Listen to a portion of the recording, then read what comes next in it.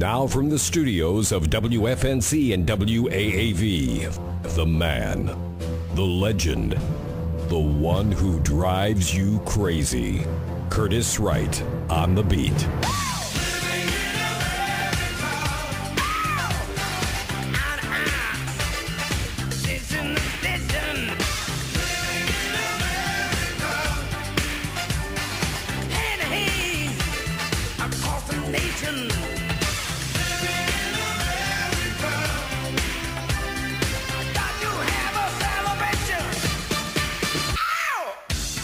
Wake up, southeastern North Carolina. This is Curtis Wright on the beat. WFNC 640 AM, WAAV 980 AM.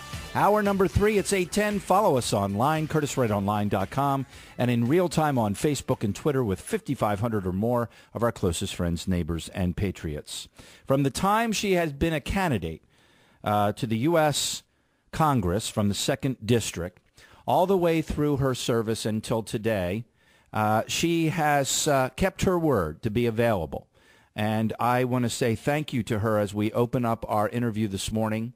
Thank you to her for always being available to give us the straight scoop as best as she can from Washington, for being available to our listeners, certainly in her district and beyond, and to North Carolinians as a whole, to us here on the show.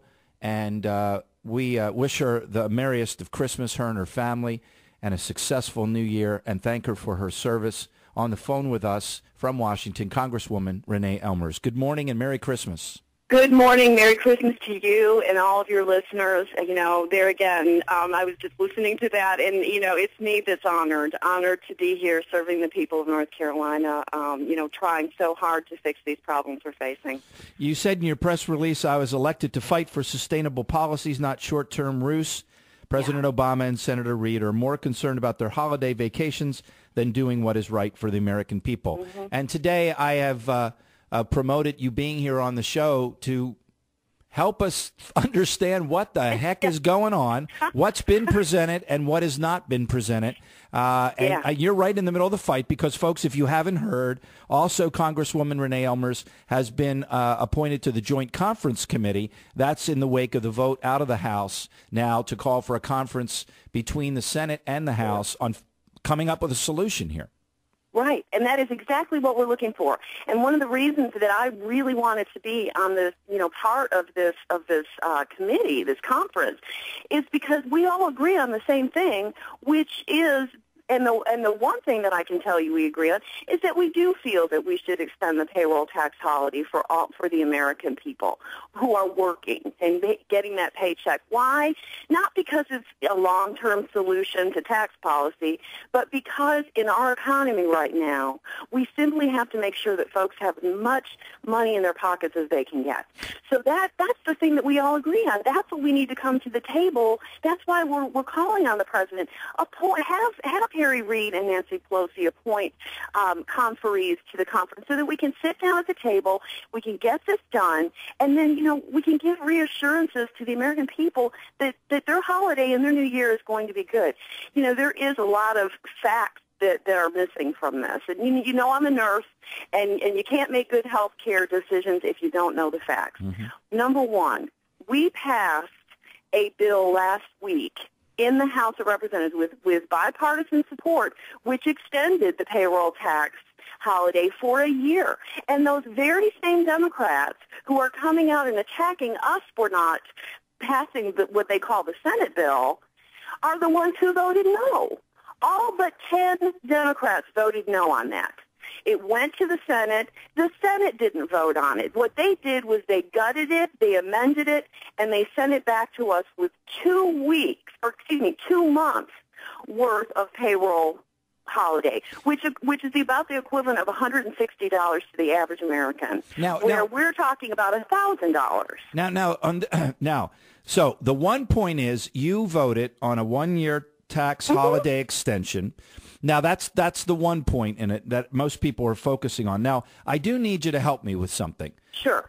And that is because you have talked about this, and Mr. Ryan and others, Mr. Cantor and others have talked about this. We're not going to do something on one side that we don't do on the other. And this side, am I correct, remember, this is money that's not going to go to Social Security. Well, but that's the other part of it. In our bill, we found the pay-fors. The money will go into Social Security out of the general fund. That was why we felt so strongly about our bill. Our bill doesn't just have to do with payroll tax holiday. It has to do with extending to physicians and our seniors who are on Medicare 2 more years of good Medicare benefits without any cuts.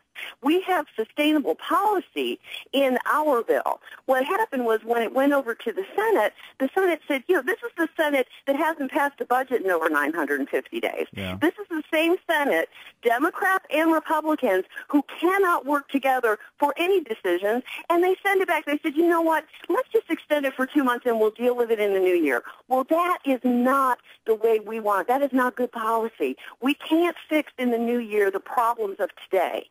We've got to worry about next year.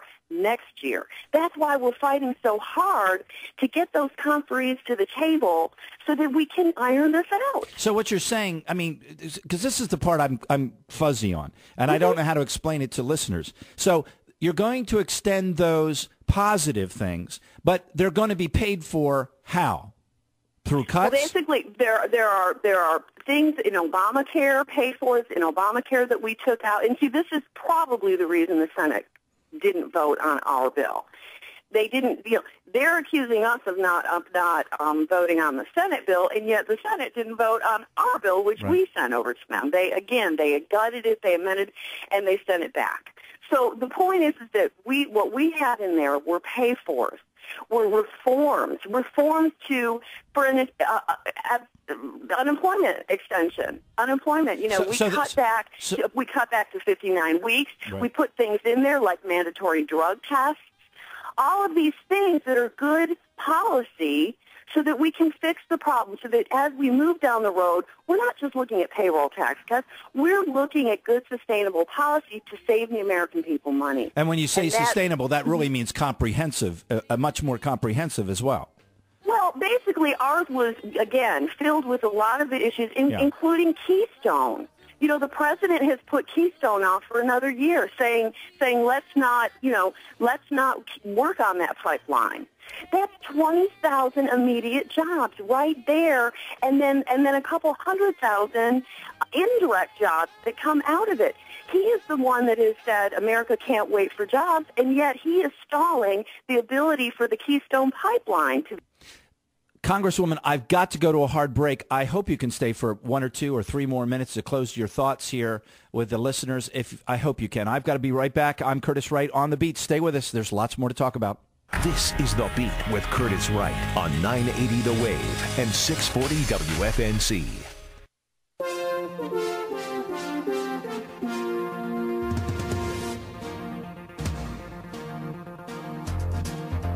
We're back live here on The Beat. I'm Curtis Wright. It's 8:22 in the morning. To remind our listeners, now Congresswoman Renee Ellmers, of course, from here in southeastern North Carolina, has been appointed to the Joint Conference Committee set up and proposed by Speaker Boehner to bring the Senate and the House together to get a solution here, to come up and craft a solution here going forward, something long-term, not short-term, as Congresswoman Renee Ellmers says. She's on the phone with us, and I know how busy you are taking the extra time. The noise in the media, this, has got us all focused on the political wranglings and the tax extension legislation. But what you're explaining here today, and that's why I appreciate your taking the time, is it's not just one issue, it's multiple issues to come up with what you call a sustainable policy that's long-term, that both taxpayers, businesses, and folks can count on, something that, means something to them around their little conference table or around their kitchen table. Absolutely. What we're trying to do, what the House bill was a very responsible bill. We were talking in the first segment about, how are we paying for it? How are we not just taking money out of Social Security? Well, some of the ways, and I mentioned that, we're taking money from the general fund. Well, the way we're taking money from the general fund is, one, we're freezing our own pay. We're freezing government workers' pay. We're doing things like getting a lot of the fraud, waste, and abuse out of so many of the unnecessary programs that we have. we've found the pay force for this. So we're not jeopardizing Social Security in this way. But that's the point. The point is that we want a responsible bill. And, you know, we've had a number of associations reach out to us basically supporting exactly what we're saying, which is 8 weeks or 2 months of a payroll tax holiday is going to cause more difficulty for businesses and more costly for businesses. For instance, the National Payroll Reporting Consortium says this could create substantial problems, confusions, and costs affecting a significant percentage of U.S. employers and employees. And I've got a list of others. We know that this is not a solution, and that's what the American people sent us to do. That's what District 2 sent me to do, not work on short-term fixes so I can get home for the holidays. And so much of this, I mean, I know you must be, again, driving, going crazy, pulling your hair out, however you want to put it. It's putting all this politics and all this political positioning, posturing above what is a responsible solution to the problem and getting us on a path, to recovery, not on a path to putting us more deeper in the hole.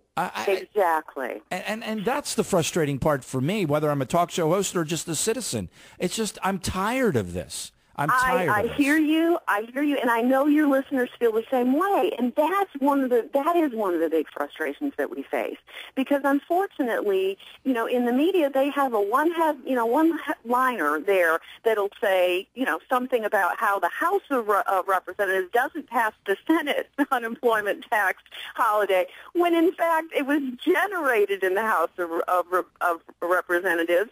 And again, we want to do the responsible thing. We want the American people, our businesses continue to tell us, and I've told you this before, remove the uncertainty so that we can be investing in our businesses again, so we can be hiring again. And yet the federal government continues to play games like this.